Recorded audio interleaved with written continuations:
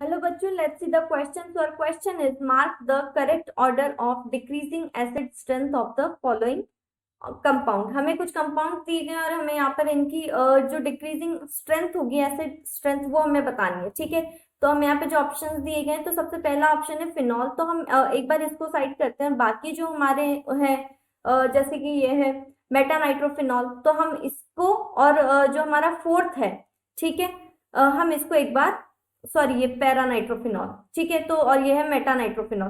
तो यहाँ पर जो सेकंड और फोर्थ है हम पहले इसको कंपेयर करते हैं. ठीक है, तो देखो यहाँ पर हमें जो है दो तरह के ग्रुप दिए गए हैं. एक तो है हमारे पास NO2 एंड एक है हमारे पास OCH3.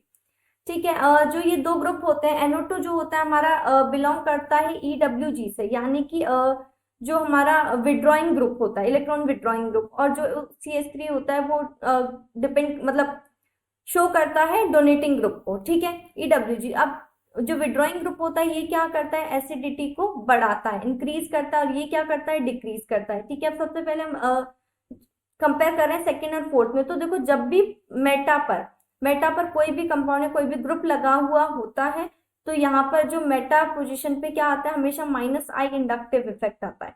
ठीक है, और देखो यहाँ पर जो है हमारा सेकंड में, यहाँ पर NO2 जो ये हाथ आ रहा है हमारा पैरा पोजिशन पे. ठीक है, तो यहाँ पर जो इफेक्ट हमारा लग रहा है वो आ रहा है -I और -R इफेक्ट. ठीक है, तो देखो -I और -R जब यहाँ पे दोनों इफेक्ट लग रहे हैं तो इस हिसाब से ये हमारा ज्यादा एसिडिक होगा.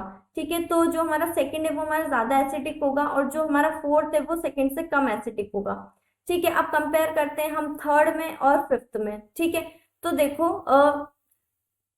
थर्ड और फिफ्थ में क्या हो रहा है, यहाँ पर ये बिलोंग करते हैं हमारे EDG से, यानी कि जो डोनेटिंग ग्रुप होते हैं उससे. तो ये क्या करता है, एसिड स्ट्रेंथ को कम करता है.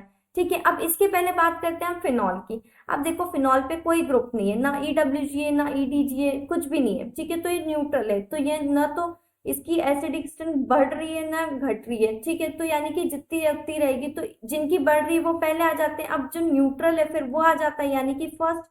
और उसके बाद जिनकी डिक्रीज हो रही है, यानी कि जो घटाता है, यानी कि जो कम करता है एसिडिक स्ट्रेंथ को, उसका देख लेते हैं. ठीक है, तो यानी कि ऑप्शन थर्ड एंड फिफ्थ में चेक करते हैं. तो देखो यहाँ पर जो है OCH3, जैसे कि मैंने आपको बताया मेटा पर लगा हुआ है तो यहाँ पे हमेशा -I इंडक्टिव इफेक्ट शो करेगा, और OCH3 है तो यहाँ पर जो है यहाँ पर सिर्फ +R इफेक्ट लग रहा है. ठीक है, तो जिसमें -I इंडक्टिव इफेक्ट लगेगा उसकी एसिडिक स्ट्रेंथ पहले आएगी. ठीक है, और उसके बाद सबसे कम जो है +R की, तो यानी कि फिफ्थ आ जाएगा. ठीक है, तो इस हिसाब से अगर हम देखें तो हमारा कौन सा ऑप्शन सही होगा, ऑप्शन नंबर बी हमारा यहाँ पे करेक्ट होगा, second fourth first third and fifth. ठीक है, तो अपन अपना जो फाइनल आंसर होगा final answer is B. I hope you understand. Thank you and best of luck.